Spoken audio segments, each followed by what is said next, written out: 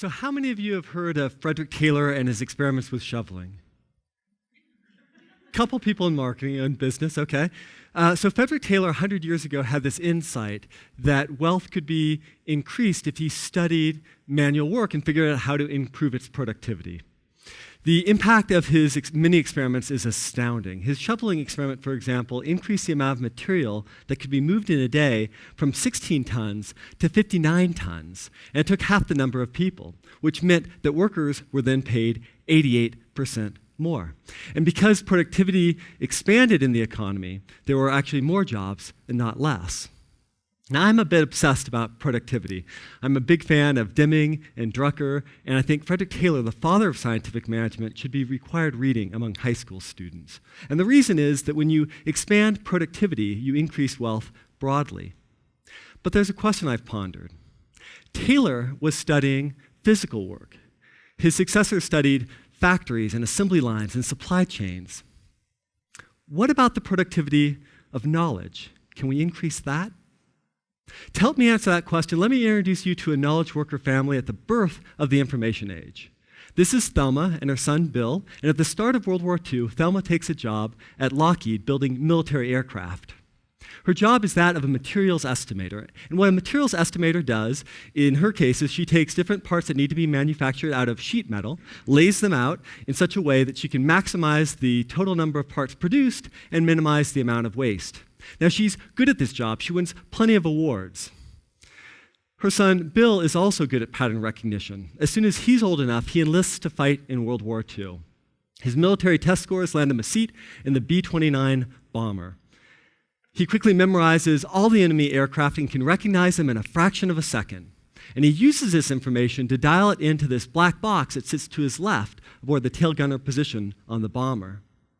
The black box? It's one of the first computers. Now, when he sees an enemy aircraft, he dials in the wing spread and the distance, and the computer calculates airspeed, humidity, and other factors, and it makes it possible for him to shoot the enemy aircraft out of the sky from a greater distance than ever before. When I first heard this story, I was fascinated by this transition from Thelma, using her knowledge alone, no computers or technology, to her son Bill just a few years later using computers combined with his knowledge, and how that gave him a competitive advantage that was literally made the difference between life and death. Fast forward another generation to Thelma's great-grandson, and he is also a materials estimator, just like his great-grandmother, except he works in marketing. Now, I want you to think about the difference between Thelma 60 years earlier, working as a materials estimator, and her great-grandson today. Thelma was working with a few dozen parts, limited by physical space. Her great-grandson works with over 10,000 parts. Now, I want you to think about these different parts that they works with. I mean, it's a mind-boggling number of combinations. There's everything from a 30-second TV ad that runs in the Super Bowl and reaches over 100 million people and triggers social media and costs $4 million, to a 30-second TV ad that runs in Reno, reaches a few thousand people, and costs less than $100. And there's everything in between. There's ads on our cell phones, in social media, in Google, in magazines, in radio, in stores. When we walk and see the in-dial displays, there's even ads at the end of TEDTalks. Now, that's a lot of parts. And that's a lot of room for waste. No human, not even our beloved Thelma, could solve this. So Thelma's great-grandson, who I know pretty well, turns to a whole brilliant team of people to help him solve this problem. And they use computers and big data and algorithms. Now, I want you to think of the algorithm like a giant Amazon product recommendation. It's smart enough to know the right product to match with the right people in the right media to be effective. Now, algorithms in Thelma's field of material estimation have already completely taken over in aerospace. But in marketing, algorithms are still in the early days. Only about 10% of marketing budgets run through algorithms. But that number is growing. A side-by-side comparison showed that the productivity of the algorithm increased the effectiveness by 68%. And with that kind of advantage, it's only a matter of time until the algorithms take over in marketing. And that's got me thinking about what comes after the algorithms take over. Well, for one thing, it will mean that the right product gets to the right person at the right time in the right media, in the most profitable way possible. And that's good for you and I as consumers because it means that we'll see less ads that aren't of interest to us. And that's good for the chief marketing officers out there because it means that they'll be able to reduce waste and increase profit for their business. But perhaps a less obvious implication of the algorithms taking over is that software will know what we're working on in marketing. And it can use that knowledge to connect with other systems and help pass to us best practices to help us do our jobs better. Now, let me dig deeper into why I see this as a really big deal. You see, when you think about the way that we've distributed knowledge, it's mainly been a one-way street in marketing and business and society. Not much has changed in 1,000 years. In 1911, how did Frederick Taylor disseminate his ideas? He wrote books and he gave speeches. Today at TED, how do any of us share our ideas? We write books and we give speeches. Now, the point is that if you want to go find some knowledge, you have to go looking for it. You had to show up today. Knowledge doesn't come looking for you. You have to come looking for it. Now, why is it important that we change that? Well, here's a headline from Procter & Gamble, arguably one of the world's best marketers. They tested and learned that orange ads work better in their beauty division when they're doing online advertising. Now, for them, this is an important finding. This can actually unlock a lot of productivity and help a lot of people in their marketing departments to do their job better. And they spend a lot of money getting this learning. But here's the catch. They learned the same thing 8 years earlier in the same beauty division. How did they forget this knowledge?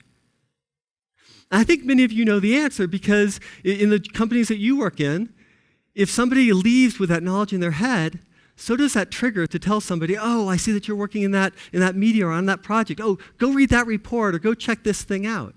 That stops happening. And what's the value of something that's written down but isn't read, isn't applied? It's lost productivity. It's lost productivity in business at a massive scale. What if we could change that? What if we could get knowledge to come looking for you? To help me examine that idea, I want to revisit Thelma and her family and contrast two generations of computer programming kids. I mentioned that I know Thelma's great-grandson pretty well. It's me. I'm her great-grandson. I'm going to grow up to be a modern-day materials estimator. And I'm going to make my great-grandmother proud. Well, I make her proud except when I'm playing video games. You see, she wasn't a big fan of the video games. And as a kid in the 80s, I loved video games. Pac-Man, Miss Pac-Man, they were my favorites. I even tried to create my own video game that involved ski jumping and alien ships, and it was tedious work, and it could not hold a candle to Pac-Man. But then again, Pac-Man took 9 knowledge workers the better part of a year to create. It was tedious work for them, too. Fast forward a generation ahead to Thelma's great-grandchildren, and we can see how much has changed in a generation. Thelma's great-grandson, my son Caleb, in 4th grade, inspired by the presidential election, created a video game that pits Mitt Romney against Broccoli Obama. Middle school kids are recreating Pac-Man in single-night code-a-thons. What explains the ability to reduce down to a day what had taken 9 knowledge workers the better part of a year to create a generation earlier? The answer is object-oriented programming, and the idea is to take pieces of code that you can reuse in lots of different places and to write it once and to reuse it often. Let's apply this idea to knowledge. Now, a few companies are applying this concept to knowledge. We've developed some software called a best practice engine, and knowing what's in that marketing plan, we can see TV, magazine, radio, social media, mobile, whatever, and we can say, oh, okay, you're using mobile advertising. Well, here's some tips in your industry that's proven by research to help you be more effective in applying that knowledge. And that knowledge comes seeking somebody in their inbox. Now, that's pretty cool because we can also use the amount of money that they're spending in that media combined with the knowledge of what they're using, and we can predict how their sales results are going to change. And we can monitor their campaigns in real time and help them make adjustments, help them optimize that mix. And that's all well and good to increase the productivity of marketing. But I think there's a bigger idea here, and I want you to think about the field that you work in. What if you left your job on good terms, and you could come back and you could sit on the shoulder as a guardian angel to the person who took your job. And you could whisper in their ear certain tips to help them do their job better. What would be the triggers of what they'd be working on that would lead you to whisper in their ear and say, oh, hey, go read that report or check out this book? What would be those things that would help them do their job better? Those are the materials that are perfect to feed into a best practice engine. Now, I want to give you an example from a totally different field, from marketing. We applied the best practice engine to help stop malaria in Africa. The University of Notre Dame developed an algorithm to determine whether or not insecticides or bed nets would be a more effective intervention. And we combined that with the best practice engine so it could push to the right people in the village who would be applying that intervention tips to help them be effective in using that intervention. Now, those people could have gone and read a manual somewhere to find those same tips, but by proactively pushing that information through a cell phone to arrive just at the right time when they'd be needing to apply that intervention, that not only increases productivity, it saves lives too. And that's an idea that I think Thelma would be proud of. And here's the idea, the TED idea that I think is worth spreading. I can see a day when that type of software is ubiquitous and knowledge comes seeking you instead of you having to come seeking it. We can feed computers our best practices, and it can use software to distribute those best practices to the right people. It can distribute that knowledge of what is known, which will free us up to focus more on exploring the unknown. It will allow us to transition from being knowledge workers to insight workers. And I believe that will accelerate the pace of innovation. And just maybe we use some of that extra capacity to dig for new insights and new knowledge to build a better world. Thank you.